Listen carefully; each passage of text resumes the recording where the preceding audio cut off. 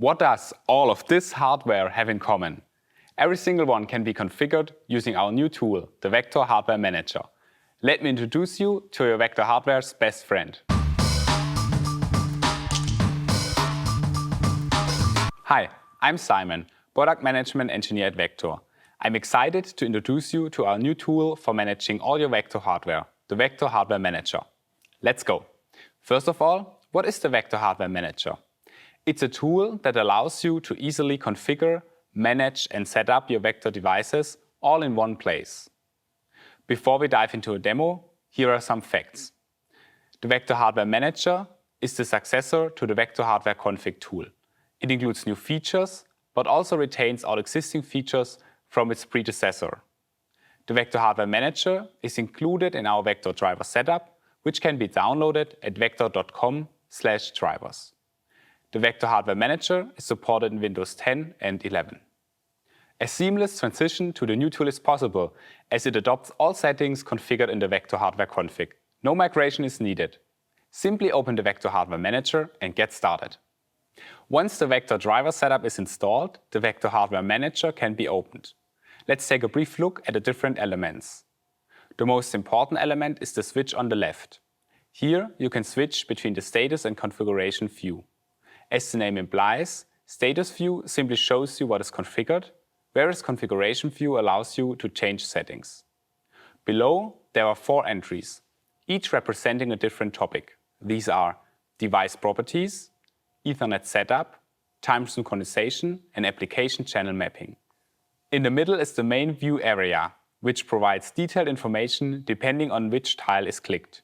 This section changes in the status and configuration views. On the right, the sidebar lists all connected devices and shows status information for each device. Below, you will find the status bar.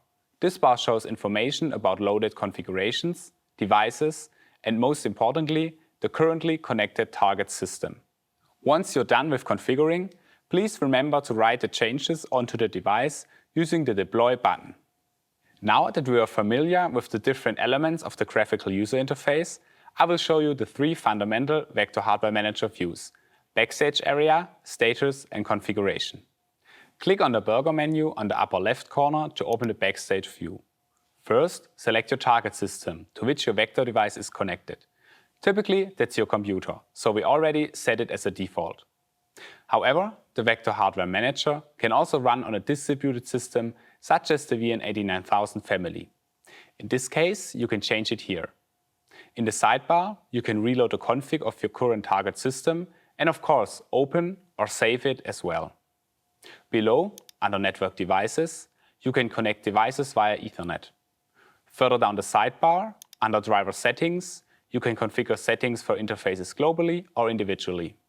Of course, there's also a help section. You can create a system report here to send us the info we need to help you efficiently. Exit closes the Vector Hardware Manager, as the name implies. As I want to show you more about the Vector Hardware Manager, we won't click on it for now. Let's go back to the status view. The switch in the top left corner allows us to toggle between the status and the configuration view. The status view is our default view and displays the current state of your config in read-only mode. This differs from the configuration view, where you can edit the config of the devices. That's why here you have undo and redo buttons in the title bar. Did you know that you can also add devices in the configuration view that you don't have at hand? Simply click on Add Device. This can be helpful to prepare a configuration where not all of your devices are available, or if you want to preview features of devices you don't own yet. We have now covered the various areas of the graphical user interface. Let's add devices to the config to make it more fun to look at the 4 entries in the navigation rail. In our setup, the VN5650 is connected via Ethernet to the VN5601. The VN5601 is connected via USB to the computer. Going back to Network Devices, connect to the VN5650. Let's start with the Device Properties section. The info section shows basic information such as the device name, serial number or driver version. There's also an awesome slideshow that allows us to view our device from all sides, in case it's not physically available. The next section, Channels, shows the important bus or network technologies supported by the respective channels. In the sidebar, you can set a power LED on your device to flash to help you quickly locate it in crowded measurement setups. Furthermore, we can view the uplink connection and speed to your computer. Now, let's toggle to configuration mode using the switch on the left. What do the device properties look like in configuration view? It's quite different. As mentioned earlier, we can actually make changes here. You may also have noticed that the sidebar on the right has changed. The chain icon indicates whether the device is available to the system. By clicking on the three dots, you can edit the identification of the device, among other things. The Vector Hardware Manager can identify devices using three different options. The strictest option is to detect via device family and serial number. But you can also remove the serial number, meaning that any device in the same family, in our case every VN5650, will be identified. If you have a stack of identical devices, you can select the hardware index to distinguish your devices independently of serial number. Let's go back to the main section. The available options vary depending on the connected device. Since we'll need an additional port later on, let's set one port to infrastructure switch. Hover over the eye to display a tooltip for more information about these ports. Let's look at the next tile, the Ethernet network. Here we can set filters, timesync, and of course, Ethernet networks. In status view, it still looks quite empty. Let's change that in configuration view. Before we begin, I would like to emphasize that every setup has two networks, a user network and an infrastructure network. In the Ethernet network configuration, we are configuring the user network, which connects devices to ECUs under test. This network comprises all the components necessary to link your device to the ECU, including cables and Ethernet segments configured in this section. The device connects to your computer, possibly alongside other devices, via USB or Ethernet. This connection, along with time synchronization between the devices, forms the infrastructure network. Returning to our configuration, in the Layout tab, you can add an Ethernet network.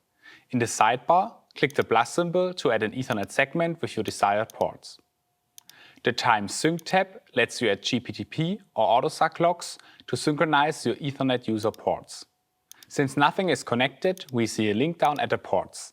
The status view is also a good place to start debugging the physical layer and checking for link status. The next stop is infrastructure time synchronization. Here, we can synchronize individual devices with each other to ensure precise, synchronized timestamps. For now, we can see that all devices have different timescales and are not synchronized. Let's change that by switching to the configuration view.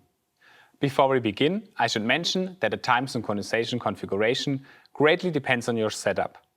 To demonstrate, I will bring in a VN1641 and connect it to an infrastructure port of the VN5650. The goal is to synchronize this device and the computer via PTP IEEE 1588. Going back to network devices, let's add the VN1641 to our configuration. The time synchronization provider is always on the left.